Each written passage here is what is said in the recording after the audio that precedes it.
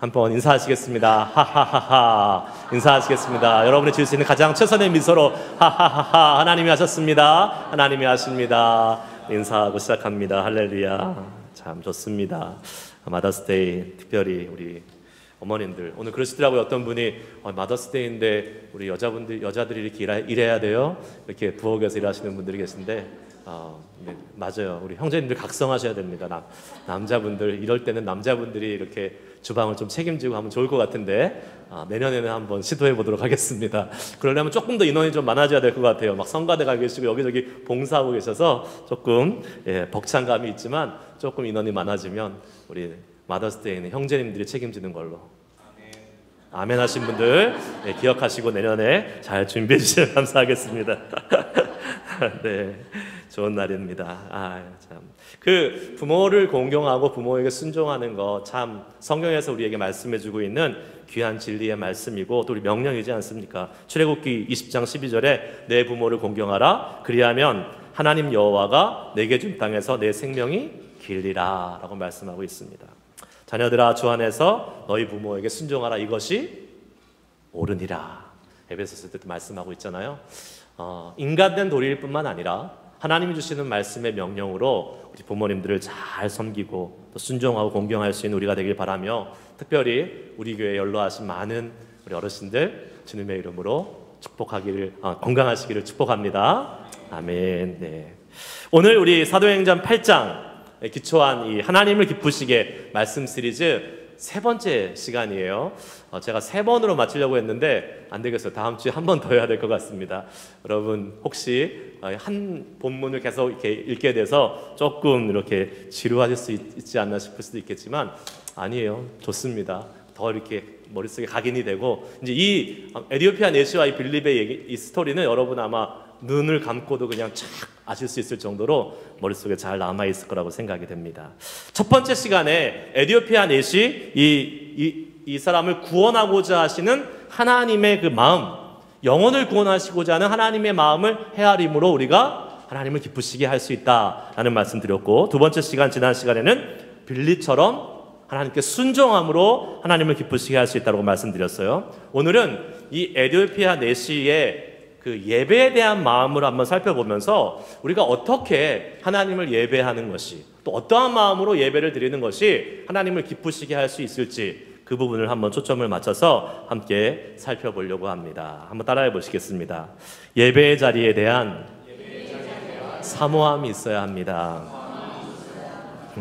여러분 에디오피아 내시잖아요. 그래서 지금의 에디오피아랑은 조금 위치가 다르지만 그렇게 멀지 않습니다. 지금의 수단 이집트 밑에 바로 수단인데 그 자리에 에디오피아가 옛날에는 있었어요.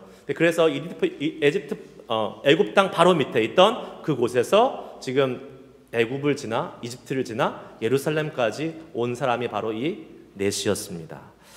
직선 거리로는 한 500마일 정도 된대요. 그러나 직선 거리는 500마일이지 실제 사람들이 지나다니는 이동 수단으로서의 그 거리를 계산해 보면 훨씬 더 길 것입니다. 지금처럼 뭐 비행기 타고 기차 타고 차 타고 가는 시대가 아니라 걸어가거나 낙타 타고 가거나 마차 타고 가는 그런 시대였으니까 이 500마일이나 되는 이 거리를 가는 것이 여간 힘들고 고된 길이 아니었을 거라고 예상할 수 있습니다. 게다가 이 에디오피아 내시는 관료였어요. 그 여왕의 국고를 맡아서 관리하는 어떤 직급이 높은 관리였습니다. 그러니까 이 사람 우리가 오늘 본문 말씀 읽지는 않았지만 계속 지난 2주에 걸쳐서 읽었던 이 26절에서 40절까지의 말씀을 보면 집에 갈 때 뭐 타고 가고 있어요? 마차, 수레 타고 집에 가고 있잖아요. 그러니까 보통 사람은 아니었다는 걸 알게 되죠. 어느 정도 돈도 있고 또 권세도 있고 직급도 있었던 그러한 사람 이 에디오피아 내시였습니다. 그런데 이 에디오피아 내시가 뭐가 아쉬워서 그 힘든 그 500마일을 넘는 그 길을 수레를 타고 어렵게 예루살렘까지 왔겠습니까? 다시 한번 우리 27절 말씀 읽어보겠습니다. 시작. 일어나 가서 보니 에디오피아 사람 곧 에디오피아 여왕 간다게의 모든 국고를 맡은 관리인 내시가 예배하러 예루살렘에 왔다가 아멘. 뭐하러 왔다가? 예배하러 왔다가 바로 예배하기 위해서 왔습니다. 그 먼 길, 그 험한 길, 그 힘들고 어려운 길을 지금 예배하기 위해서 예루살렘까지 왔어요. 이 이방인이고 그 먼 곳에서 살고 있는 이 다른 나라, 다른 족속의 이 사람이 어떻게 하나님을 믿게 되었는지는 성경에 기록되어 있지 않아서 알 수는 없지만 분명한 사실은 하나님을 알고 있었고 예배하고 싶은 마음이 가득했어요. 그래서 그 먼 길을, 순례의 길을 지금 감리하고 왔던 것입니다. 그 사람이 예루살렘에 왔을 때에 예루살렘에서 환영 못 받을 것을 알았을까요? 몰랐을까요? 알았어요. 성경을 읽고 있었고 이 하나님을 알게 된 사람이라면 누군가 그걸 전해줬거나 아니면 성경을 읽으면서 이방인은 하나님의 전에 들어갈 수 없다는 것을 알았어요. 그럼에도 불구하고 지금 이 내시는 어떻게 해서든지 예루살렘에 가서 그 근처에서 하나님을 예배하고 싶었습니다. 성전에 대한 사모함, 예배하는 자리에 대한 사모함이 이 에티오피아 내시에게 있었던 것이죠. 아프리카 얘기가 나왔으니까 아프리카에서 제일 못 사는 나라 중에 하나가 말라위라는 나라입니다. 혹시 들어보셨어요, 여러분? 말라위? 잘 못 들어봤죠? 근데 요새 선교들을 많이 갑니다. 말라위라는 어디쯤 있다고 말씀드려야 되나? 하여튼 아프리카 중부 밑에 있는 중남부에 있어요. 남아프리카 공화국에서 조금 더 올라가면 말라위라는 조그마한 나라가 있는데 세계에서 뭐 한 두세 번째로 가난한 나라 중에 하나인 것 같아요. 그런데 이 말라위에 위치한 한 교회, 한국 사람이 가서 세운 교회가 있는데 거기서 선교하시는 김이슬이라는 선교사님이 한 1년 반쯤에 신문에 이러한 그 기사를 낸 적이 있습니다. 이런 기사가 났죠. 그분에 대해서. 그 선교사님이 자기 교회에 오는 성도들을 신방하기 위해서 이제 어떤 마을을 이제 방문하게 됐다고 합니다. 근데 어디 사는지 전혀 몰랐고 이제 지도를 받아서 가게 되는데 차를 타고 가는데 당연히 길은 없고 오프로드 우리가 이렇게 어드벤처 하는 그런 낭만의 오프로드가 아니에요. 그냥 힘든 진짜 차가 간신히 가서 중간중간에 막 차가 막히고 빠지고 이런 위험성이 있어서 기도가 절로 나오는 그 험한 길을 차 타고 간신히 갔다고 합니다. 가서 딱 재보니까 7.4km더래요. 그러니까 엄청 먼 거리예요. 길이 없는 그런 오프로드에 엄청 먼 길을 간 거예요. 그래서 거기 갔더니 자기 마을에, 자기 교회에 나오는 한 몇 명의 성도들이 거기에 살고 있었던 거예요. 그런데 생각을 해보니까 이제 가서 성도들하고 얘기를 나눠볼 때 교회에 오는 데까지 무려 2시간이 걸린대요. 2시간을 걸어서 왔다가 걸어서 가는 거예요. 예배드리러. 그런데 그 중에 한 명은 최근에 암이 걸려서 다리를 잘라냈고 의족을 차고 그 2시간을 걸어서 예배에 왔다 갔다 한다는 것을 알았다는 겁니다. 처음에 이 선교사님이 선교사로 가서 거기서 예배 드리는데 사람들이 다 늦게 오는 거예요. 그래서 이렇게 생각했대요. 아프리카 사람들은 원래 시간 안 지켜. 시간 개념이 없어. 그래서 속으로는 정죄도 하고 실망도 하고 막 그랬대요. 그런데 이 사람들이 2시간 걸어서 예배하고 오는 것을 보고 자기 자신이 회개된다는 거예요. 그리고 너무 감사하고 그들이 예배 시간에 늦게 오건 일찍 오건 아무 상관없이 그 2시간을 걸어서 와서 예배하려는 그 마음이 너무나도 감동스럽게 느껴졌다는 것입니다. 즉 여러분 그 예배에 대한 사모함을 가지고 나오는 그 영혼들과 함께 예배하는 것이 얼마나 기쁜 일이었다는 것을 감격적으로 알게 됐다라고 그렇게 그분의 기사가 난 것을 본 적이 있습니다. 여러분 우리에게는 어떠한 이러한 예배에 대한 사모함이 있습니까? 여러분 2시간 걸어서 오라면 오실 수 있겠어요? 2시간 차 타고도 못 오죠. 걸어서는 고사하고 2시간 너무 멀어 못 가죠. 예. 사실 우리는요 예배를 쉽게 드릴 수 있는 환경과 시대를 살아가고 있습니다. 가까운 교회 많잖아요. 교회에 여러분 주변에 갈 수 있는 교회 많습니다. 그리고 심지어 주일날만 예배가 있는 것이 아니라 주중에도 예배가 많죠. 그러니까 언제든지 우리가 골라 잡아서 예배 드릴 수 있잖아요. 인터넷으로도 원하면 언제든지 뭐 유명한 교회, 방송시설 잘 갖춰져 있는 교회들, 좋은 말씀들 언제든지 들을 수 있는 시대에 살고 있습니다. 그런데 중요한 게 안타까운 게 그러한 상황이 우리에게 예배의 소중함과 예배의 사모함을 상대적으로 빼앗아 버리고 있다는 사실입니다. 그래서 그냥 오히려 어떻게 되었냐면 그냥 주일 한 번 예배 드리면 그것으로 그냥 만족해요. 그런 시대가 됐어요. 여러 예배 중에서 그냥 하나 딱 잡아가지고 그 예배하는데 보통 이제 주일이 제일 중요하다고 하니까 주일 예배 딱 드리고 그러면 성도의 기본을 했다. 내가 할 도리를 다했다라고 생각하고 있는 것 같습니다. 그러나 여러분 잘 생각해 보십시오. 예배가 성도의 기본을 다하는 것이 예배입니까? 성도의 도리를 다하는 것이 예배예요? 예배는 뭡니까? 하나님께 우리의 최선을 들여서 드리면서 나아가는 것이 예배인 것입니다. 최선. 과연 그럼 우리는 최선을 다해서 예배하고 있느냐라는 것입니다. 내가 일주일에 한 번 주일 이날 예배 드리니까 나는 최선을 다해서 예배하고 있어? 이렇게 얘기할 수 있겠습니까? 아니죠. 우리에게는 예배 드릴 기회가 많이 있어요. 그러면 내가 최선을 다해서 예배한다는 건 뭡니까? 그 모든 예배 가운데 최선을 다해서 나아갈 수 있으려고 하는 노력과 의지가 있어야 된다는 것이죠. 그게 최선이라고 저는 생각을 합니다. 네, 어떤 분은 그렇게 말씀할 수 있어요. 주일에 한 번 예배하는 것조차도 힘듭니다. 네, 맞아요. 그러면 그런 분들은 그 주일 예배 한 번 드리기 위해서 정말 최선을 다해서 주 앞에 나오셔서 예배하는 것이 최선의 예배가 되는 것입니다. 그러나 그렇지 않으시는 분도 있을 거예요.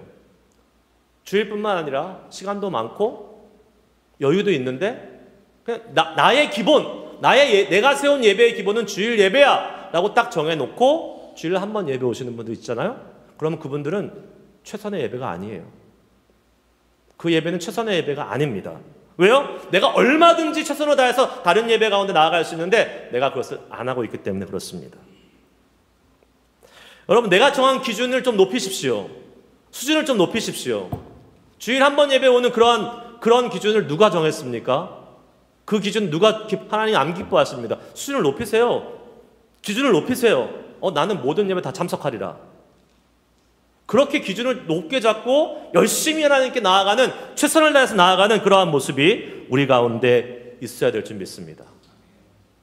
그러잖아요. 야, 서울대를 목표로 해서 공부해.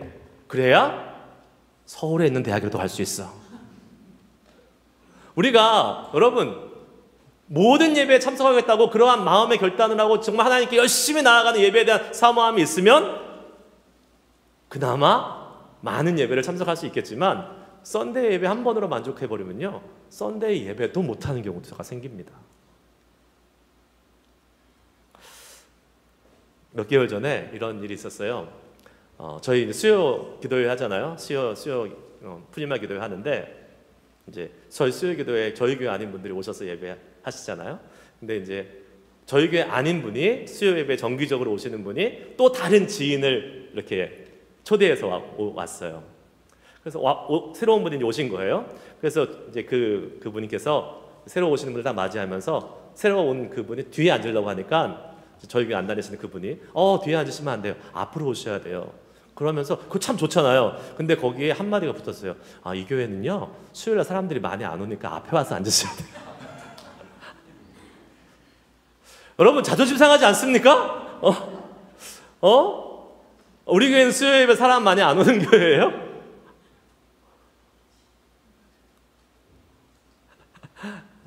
참. 모든 예배 하나님 앞에 최선으로 다해서 나아갈 수 있는 우리들이 될 수 있길 주의 이름으로 축복합니다. 그렇게 돼야 돼요. 네.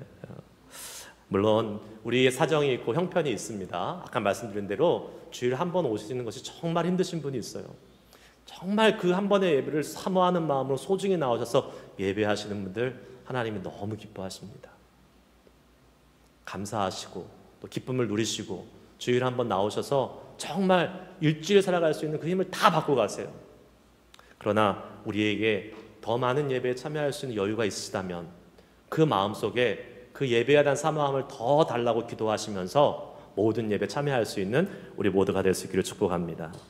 근데 여러분 지금 우리 교회에 재밌는 한 가지 사실이 있습니다. 뭐냐면 제가 지금 계속 지금 한 3, 4주 전부터 전도에 대해서 계속 말씀을 나누고 있어요. 이 지금 사도행전 8장 말씀도 우리가 영혼을 구원하시고자 하는 하나님의 마음, 또 그 영혼을 구원에 순종하며 나아갔던 이 빌립의 전도, 이러한 부분들을 다루고 있잖아요. 계속. 그리고 지난주 우리 중보기도 할 때 유기윤 목사님께서 말씀하실 때 이 지역의 부흥을 위해서는 우리가 복음을 전해야지만이 부흥이 온다. 그거 없이는 어렵다라는 말씀을 전해주셨습니다. 지난주 우리 생명의 삶, 풍요로운 삶 성역 공부할 때 주제가 뭐였어요? 복음을 전하는 법. 같이 함께 했습니다. 당회에서도 사실 나눴어요. 어떻게 하면 우리가 전도를 구체적으로 또 계획적으로 잘할 수 있는 교회가 될 수 있을지 고민하며 우리 기도해 봅시다 하면서 우리가 같이 함께 나눴습니다. 저는 이것이 그냥 우연히 벌어진 일이 아니라고 생각합니다. 우리 교회 가운데 하나님께서 지금 이 전도에 대한 그러한 메시지를 계속 부어주고 계시고 있다고 저는 믿습니다. 주일날 한 번 예배 오시면 절대 못 느끼세요. 여러 예배도 오시고 성경 공부도 하시고 여러 모임에 참석하시면 지금 우리 교회 하나님이 어떠한 말씀을 하시고 계시구나 하는 것을 여러분들 느끼실 수 있을 것입니다. 전도해야 됩니다. 전도하면 어떻게 됩니까? 새로운 생명이 태어나는 거잖아요. 아기가 태어나는 거예요. 한 집에 아기가 태어나면 기쁨이 있을까요? 없을까요? 엄청 기쁘죠. 난리가 나죠. 몸은 좀 힘들어요. 사실 몸은 힘들지만 그 아기로 인해서, 새 생명으로 인해서 그 집안이 막 살아나는 겁니다. 생기가 도는 거예요. 교회가 그런 곳이 돼야 되는 거예요. 교회가 생동감이 있고 생명력이 있는 곳이 되고 싶다면 우리가 전도해야 됩니다. 그래서 전도는요, 복음을 듣는 사람뿐만 아니라 복음을 전하는 사람도 살리는 거예요. 그런데 실제로 교회에서 전도하는 사람이 얼마나 될까요? 10% 될까요? 10%도 많이 친 것 같아요. 10%, 한 100명 중에 한 10명 전도할까요? 그럼 나머지 90%는 어떻게 해야 될까요? 그냥 이대로 살아요? 네? 제가 그래서 다른 전도하는 방법을 알려드릴게요. 여러분들에게. 다른 전도하는 방법. 한번 따라해 보세요. 예배의 자리를 지킴으로 전도에 동참할 수 있습니다.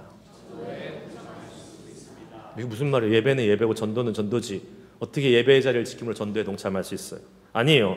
예배가 전도의 연장선상이 될 수 있습니다. 얼마든지 될 수 있어요. 아까 제가 말씀드렸잖아요. 수요 예배에, 수요 기도회에 새로운 사람을 데려왔는데 주중 예배를 해서 사람이 없어. 썰렁해요. 그러면 새로 온 사람이 우리 교회에 계속 오고 싶겠어요? 안 오고 싶겠어요? 안 오고 싶죠. 그러면 안 오고 싶어요. 분위기가 썰렁하잖아요. 그러면 안 오고 싶어요. 하지만 그 자리에 사람이 가득 차 있고 영적인 분위기가 아주 좋고, 영적인 분위기는 사람이 가득 차서 많이 있으면 더 좋습니다. 많은 믿는 사람, 많은 예배하는 자들이 모여 있으면 더 좋은 거잖아요. 그러면 다시 오는 겁니다. 전도는 교회 데리고 오는 것으로 끝나는 게 아니라고 말씀드렸잖아요. 그 사람이 교회 안에서 예수 믿고 성장해 가야 되는 거예요. 그것을 누가 할 수 있어요? 우리가 예배에 참석해서 그 예배자로서 이 예배의 자리를 더 분위기를 더 좋게, 더 영적으로 만들면서 우리가 전도에 참여할 수 있는 것입니다. 그러므로 예배의 자리를 지키는 것이 또 다른 전도의 방법이 되는 거예요. 한번 따라해 보세요. 전도하거나 예배하거나. 다시 한번 전도하거나 예배하거나. 둘 중에 하나는 꼭 해야 돼요. 이건 안 따라해도 돼요. 네. 그러나 여러분 더 좋은 건 있어요. 이거 따라해 보세요. 전도도 하고 예배도 합시다. 할렐루야. 저와 여러분, 또 우리 교회가 그런 교회 되기를 주의 이름으로 축복합니다.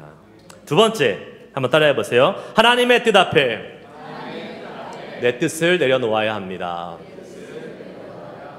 27절, 28절 말씀 다시 한번 읽어보겠습니다. 같이 읽습니다. 시작. 일어나 가서 보니 에디오피아 사람 곧 에디오피아 여왕 간다게의 모든 국고를 맡은 관리인 네시가 예배하고 예루살렘에 왔다가 돌아가는데 수레를 타고 선지자 이사야의 글을 읽더라. 아멘. 자, 예배의 자리를 이렇게 사모해가지고 지금 에디오피아에서 올라와서 지금 예루살렘에서 예배하고 있는데, 이 예배를 이렇게 사모해서 온 사람 이 네시의 예배의 모습은 정작 기록이 없습니다. 왜 없을까요? 예배를 제대로 드렸을까요? 못 드렸을까요? 못 드렸습니다. 예배 드린 내용이 있어야 기록을 하죠. 예배 못 드렸어요. 왜요? 성전에 들어갈 수 있어요? 없어요? 없습니다. 왜 못 들어가요? 이방인이었어요. 게다가 육체적으로 흠이 있는 고자, 넷이었습니다. 고자였습니다. 성경에 그런 사람들 성전에 얼씬거리지도 말라, 들어오지도 말라 라고 딱 정해져 있습니다. 에스겔 44장 9절 말씀 한번 읽어볼까요? 시작. 주 여호와께서 이같이 말씀하셨느니라. 이스라엘 족속 중에 있는 이방인 중에 마음과 몸에 할례 받지 아니한 이방인은 내 성소에 들어오지 못하리라. 이방인 못 들어옵니다. 신명기 23장 1절 읽습니다. 시작. 고환이 상한 자나 음경이 잘린 자는 여호와의 총회에 들어오지 못하리라. 아멘. 고자 못 들어옵니다. 에디오피아 내시는 못 들어가는 사람이에요. 알고 갔어요. 그냥 성전 뜰이라도 밟았으면 좋겠다. 이방인 뜰이라는 곳이 있잖아요. 못 들어가고 밖에 있는, 거기에 있는데 얼마나 예배하고 싶겠습니까? 얼마나 들어가고 싶겠습니까? 그러나 들어갈 수 없어요. 그러나 예루살렘의 예배함을 사모함을 가지고 왔는데, 여기까지 이렇게 오랫동안 왔는데, 힘들게 왔는데, 나 한 번만 들어가게 해줄 수 없습니까? 좀 들어가서 한 번만 예배하러 이렇게 한 번 구경이라도 하면 안 되겠습니까? 이렇게 막 할 수도 있을 겁니다. 아마 그것이 이 내시가 가지고 있었던 심정이었을 거예요. 실제로 그걸 모르는 게 아니었지만 정말 그 상황에 딱 마주쳐 버리니까 실망이 되고 그 마음속에 답답하고 아쉬움, 섭섭함, 이루 말할 것이 없었을 것입니다. 게다가요, 이방인하고 고자는 들어오지 말라고 누가 정했어요? 누가 정했어요? 하나님이 정했어요. 지금 누구한테 거절당한 거예요? 하나님한테 거절당한 거예요. 그 머나먼 길 와서 예배의 자리를 사모하면서 왔는데, 예배를 기대하고 소망하면서 왔는데, 여러분 못 들어가게 된 겁니다. 한 번 들어갈 수 있게 좀 해주세요. 얼마든지 생각할 수 있지만 내시가 막 때를 쓰고 소란 부릴 수도 있었겠죠. 하지만 이 내시는 거기서 멈췄던 것 같습니다. 그러니까 아무 기록이 없어요. 신분도 높았잖아요. 관료였잖아요. 얼마든지 외교적인 어떤 그런 방법을 써서 들어가 보려고 막 할 수도 있었을 것입니다. 그런데 이방인 고자는 성전에 못 들어간다는 이 하나님의 율법, 하나님의 정하신 뜻 앞에서 자신의 예배에 대한 소망, 예배에 대한 기대, 열정, 이것이 막혀버리는 좌절감을 드는 순간을 지금 맞이한 것이죠. 여기서 여러분 우리가 분명히 알아야 될 것이 있습니다. 예배는 그 예배에 대한, 하나님에 대한 나의 소망과 나의 기대로 나아가는 것이 맞습니다. 그러나 그것이 목적과 이유가 돼서는 안 됩니다. 예배는요, 나의 소망, 나의 기대를 채우는 곳이 아니에요. 누구의 소망, 누구의 기대를 채우는 곳입니까? 하나님의 기대, 하나님의 소망을 채우는 곳이어야 되는 것입니다.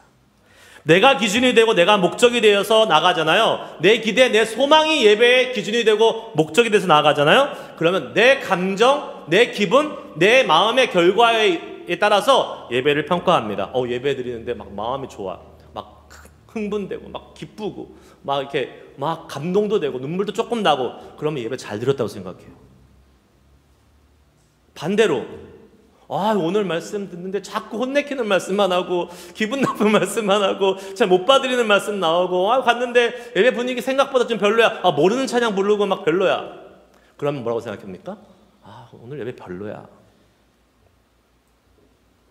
우리가 기준이면 예배는 이렇게 평가되는 것입니다. 예배는 그런 게 아닙니다. 여러분, 예배는요 오직 하나님께만 드려져야 되고, 하나님이 기준이시고 하나님이 목표가 되셔야 돼요. 이것이 내가 하나님을 향한 나의 기대, 나의 소망을 갖고 오지 말라는 이야기가 아니에요. 가지고 와야 됩니다. 그냥 와서 아무 생각 없이 앉았다 가는 것보다 내가 하나님을 향한 뭔가를 기대를 가지고 오는 거 좋습니다. 그러한 마음을 갖고 나아가는 사람 하나님 기뻐하세요. 하지만 그 내 마음의 소원과 내 마음의 기대보다 더 중요한 것이 있다는 것을 잊지 마십시오. 하나님이 중요합니다. 우리의 예배를 받으시는 분이 하나님이세요. 하나님이세요. 하나님의 뜻이 더 중요해요. 내 뜻이 중요한 게 아니에요. 내 뜻을 갖고 왔다고 하더라도 내 뜻을 갖고 온 게 뭐예요? 대부분 내 마음의 소원을 갖고 왔겠죠. 내가 원하는 것, 내가 바라는 것 갖고 와서 하나님께 예배하고 있지 않습니까? 네, 하나님이 그거 이루어 주십니다. 그러나 하나님의 뜻에 맞지 않을 때 안 이루어 주세요. 그러면 그 하나님의 뜻 앞에 우리는 우리가 가져온 뜻을 내려놓고 포기할 수 있어야 되는 거예요. 그것이 예배입니다. 예배를 통해서 우리가 하나님의 역사를 경험하고 우리의 문제가 해결되는 일이 분명히 있습니다. 하나님은 놀랍게 역사하십니다, 여러분. 분명히 있어요. 그 소망함을 가지세요. 그러나 만일 하나님이 아니라 그러시면 어쩔 거예요? 바울 사도가 그렇게 하나님 앞에 하나님 나의 이 질병을 고쳐주세요 라고 계속 기도했는데 하나님 뭐라 그러십니까? 아니다, 너의 은혜가 족하다. 그런데 아니에요, 그래도 나 고쳐줘야 돼요. 계속 하나님께 떼쓰고 기도하고 그런 마음으로 예배했다면 어떻게 될까요? 그 예배는 기쁨이 없죠. 그 예배는 실망만 가득한 예배가 되겠죠. 우리의 예배, 하나님을 향한 소망, 기대, 기도 제목, 우리의 문제, 염려, 질병 다 가지고 나와서 하는 것이 맞습니다. 네, 기대하십시오. 하나님이 일하실 것입니다. 하지만 하나님의 뜻과 하나님의 방법대로 일하실 겁니다. 거절하실 수도 있어요. 그러면 그때 어떻게 해야 됩니까? 하나님, 이것이 하나님의 뜻이라면 제가 제 생각, 제 소망, 제 기대마저 내려놓겠습니다. 그리고 하나님이 말씀하시고 하나님이 뜻하신 것을 순종하며 나아가겠습니다. 라는 우리의 마음과 우리의 생각을 내려놓고 주님의 뜻을 받는 것이 바로 예배라는 것이죠. 에디오피아 넷이 들어가고 싶은 마음 굴뚝 같았습니다. 그러나 하나님이 안 돼, 이방인과 고자는 안 돼 라고 말하면 거기서 멈춰야 되는 것이죠. 그리고 돌아가는 거 아니겠습니까? 그렇게 하나님의 뜻에 순종하면요, 하나님이 더 좋은 것으로 갚아주십니다. 그거는 다음 시간에 에디오피아 넷이가 다음에 어떠한 일을 겪게 되는지에 대해서 한번 같이 살펴보면서 예배를 통해 우리의 뜻을 내려놓고 하나님의 뜻에 순종할 때에 하나님이 어떻게 일하시는지를 한번 살펴보기를 원합니다. 말씀 마치기 원합니다. 지난주 월요일에 우리 교회에서 북가주 중보기도 모임 기도회가 있었어요. 저희 교회 분들, 시간 되시는 분들 오셔가지고 함께 기도하시면서 많은 은혜를 받으신 걸로 압니다. 참석하신 분들 아시겠지만 그날 예배를 다 이렇게 마무리할 때 제 마음속에 이상한 감동이 있었어요. 보통 제가 이제 그런 기도 잘 안 하는데 중보기도 모임은 그냥 이 지역을 위한 그 부흥과 또 교회들을 위한 성도와 목사님, 목회자들을 위한 기도들을 많이 하고 이제 마무리합니다. 그날 하나님께서 제 마음속에 좀 그러한 감동을 주셨어요. 이 자리에 온 사람들이 하나님의 치유와 하나님의 그 회복의 능력을 직접 경험하고 가는 그러한 하나님의 그 일하심을 경험했으면 좋겠다라는 그러한 마음을 감동을 주셔서 예배 마치기 전에 제가 그렇게 말씀드렸죠. 기도 인도하면서 우리가 이 자리에서 질병의 치유가 일어나고 우리의 연약함과 아픔이 고침이 일어나는 그 역사를 경험하며 소망하며 기도합시다라고 하고 치유의 기도를 같이 했습니다. 그리고 예배를 마쳤어요. 예배 끝나고 갔는데 제 아내가 저한테 이렇게 얘기합니다.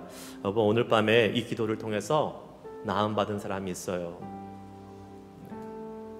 분명히 있을 거예요 라고 이야기했습니다. 그래서 제가 대답했습니다. 분명히 있어요. 그게 바로 나예요. 이렇게 말했어요. 제가요, 여러분 계속 말씀드렸잖아요. 이렇게 한 3월 말부터 제가 너무 몸이 이렇게 피곤하고 이렇게 처져가지고 너무 힘들었다고 말씀드린 적이 있습니다. 그러니까 일정도 너무 이렇게 버거웠고 한국 갔다 오고 막 시차도 안 맞고 창세기 탐사 여행도 갔다 오고 교회 막 이런 스크린 작업도 하고 놀이터 작업도 하고 하면서 제가 이렇게 몸이 막 완전히 무너지고 깨졌던 그러한 적이 있다고 말씀드린 적이 있죠. 예. 근데 그게 좀 이렇게 계속됐어요. 오래 갔어요. 언제까지 갔냐면 그날까지 갔어요. 그날까지. 국가중보기도 모임 하는 그 월요일까지 갔습니다. 근데 참 재미난 사실은 그게 한 달 반 정도 됐는데요. 창세기 여행 가는 그 3일 동안은 하나도 안 아팠어요. 야, 하나님 진짜 너무 재밌는 분 아니에요? 그때는 말짱하고 아주 좋은 컨디션으로 갔다 왔어요. 근데 갔다 오자마자 또 막 엄청 아프고 피로하고 막 그러는 거예요. 근데 제가 이게 알았어요. 아, 이게 그냥 몸이 힘든 게 아니다. 몸이 힘든 게 아니다. 사단이 지금 엄청 이 몸의 연약함을 통해서 공격하고 지금 흔들어보고 지금 이렇게 시험하고 있다는 것을 알았습니다. 왜 그럴까요? 왜 그럴까? 지금 우리 교회가 심상치 않습니다. 하나님의 일하심이 심상치 않아요. 여러분은 모르시지만 저는 압니다. 네. 하나님이 지금 엄청나게 일하시려고 영적으로 막 꿈틀꿈틀 대면서 우리 교회가 이 지금 북가주 지역에 엄청 영향력을 미칠 교회로 자라나가고 있는 중인데 사단이 가만 내두지 않겠죠. 가장 좋은 방법이 뭘까요? 영적인 리더인 저를 무너뜨려 버리면 되는 거죠. 제가 몸이 이렇게 처지니까 만사가 귀찮은 거예요. 다 힘들고. 그 가운데서 이제 주일 예배도 인도하고 예배 인도를 하지만 전 너무 힘들었어요, 사실은요. 근데 저를 되게 힘들게 하는 게 뭐였냐면 제가 이렇게 예배 드리고 막 이렇게 뭐 인도할 때마다 자꾸 막 이렇게 심장이 너무 많이 빨리빨리 뛰는 거예요. 그 뭐 부정맥이라고 의학적으로는 얘기할 수 있고 뭐 어떤 사람은 이렇게 불안해서 그런 불안증이라도 얘기할 수도 있고 너무 막 심장이 빨리빨리 뛰어서 한 100 막 이렇게 넘게 막 계속 뛰고 막 이러는 거예요. 그러니까 사람이 피곤하기도 하고 안정도 안 되고 그러는 거잖아요. 그렇게 제가 한 달 반 동안 살아온 거예요. 힘들게 되게. 근데 그날 이제 하나님께서 그런 감동을 주셔서 기도하자 하고 기도했는데 저를 위해서 기도한 건 아니에요. 사실 그 자리에 오신 분들이 하나님의 은혜를 체험했으면 좋겠다라는 그 마음으로 기도했는데 그날 그 기도의 응답이 누구한테 임했다고요? 저한테 임했어요. 예배 마치고 나서 그렇게 막 뛰던 심장이 하나도 안 뛰고 하나도 안 피곤하고 제가 그 3월 전에까지 달려왔던 그 좋은 컨디션으로 다시 싹 돌아갔다는 거 아닙니까? 할렐루야. 어떤 분은 아유 우연히 또 그때 타이밍이 맞아가지고 났었나 보다 그렇게 생각하고 싶은 사람은 그렇게 생각하시고 네. 저는 믿습니다. 하나님이 우리 기도에 응답해 주셨다고 믿습니다. 그런데 이게 중요한 게 아니에요, 여러분. 만약에 하나님이 그렇게 하지 않으셨다면 어떻게 하겠습니까? 하나님이 만약에 저한테 야, 너 그렇게 아픈 상태로 그냥 계속 있어. 그게 내 뜻이야. 그러면 어떻게 할까요?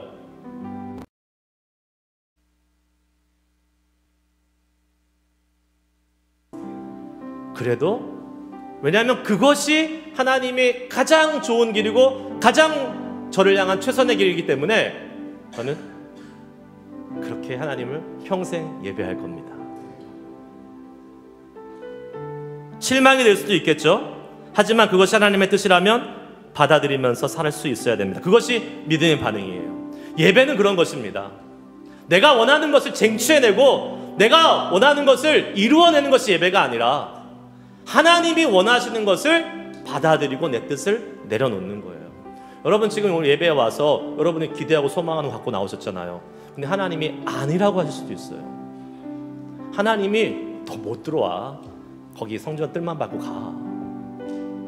그러면 네, 하나님이 그게 뜻이라면 그렇게 하겠습니다 라고 순종하고 갈 수 있어야 돼요. 예수님이 십자가 지시기 전에 주님 어떻게 해서든지 이 잔을 나에게서 옮겨가게 해주십시오. 이 잔을 옮겨달라고 계속 기도하셨습니다. 내가 마시지 않게 해달라고. 그러나 예수님이 뭐라고 마지막에 기도하셨어요? 나의 뜻대로 하지 마시고 아버지의 원대로 되기를 원하나이다. 진짜 예배를 잘 드리고 나면 아, 내가 원하는 거 하나님 해주셨어. 기뻐 할렐루야 찬양해. 이게 아니에요. 예배 잘 드리고 나잖아요. 하나님이 나에게 이걸 원하시는구나. 하나님 그거 깨닫게 해주셔서 감사해요. 그리고 그것대로 순종하며 살겠어요. 이렇게 되는 겁니다. 에디오피아 내시가 성전에 문턱도 못 밟아보고 돌아가면서 그의 마음에 얼마나 답답하고 얼마나 어려운 심정이 있었겠어요. 그러나 그것이 하나님의 정하신 뜻이라면 거기까지 하고 가겠습니다라고 돌아갈 때에 하나님이 어떻게 하십니까? 빌립을 보내셔서 예수 그리스도의 놀라운 복음을 깨닫게 하십니다. 기쁨이 충만해서 돌아갔다고 말씀하고 있지 않아요? 여러분, 예배를 통해서 우리와 소망과 기대가 이루어지는 축복이 있기를 원합니다. 할렐루야. 그러나 그것이 하나님의 뜻이 아니라면 우리의 기도와 우리의 기대와 우리의 소망도 과감히 내려놓고, 아니 그것을 버리고 갈 수 있는 시간이 되기를 축복합니다. 그것이 예배입니다. 그리 아니하실지라도. 풀무불에 던져지면서 다니엘의 세 친구가 우리를 구원하실 거지만 그리 아니하시더라도 나는 하나님만 섬길 거야 라고 고백했던 것처럼 저는 오늘 이 시간 그런 마음으로 예배드리고 가실 수 있길 원해요.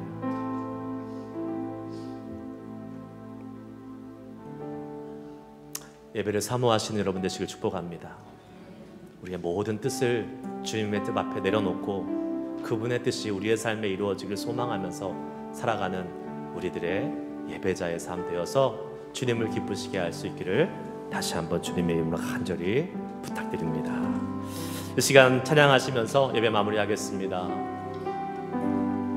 그 찬양받기에 합당하신 주님, 그분은 너무나 좋으신 분이시고 늘 우리를 보살펴 주시는 분이시고 가장 좋은 길로 인도하시는 그 하나님, 찬양받기에 합당하신 그분을 높여드립니다. 찬양합니다. 우리가 정말 주님을 예배하는 진정한 예배자 되게 하여 주시옵소서.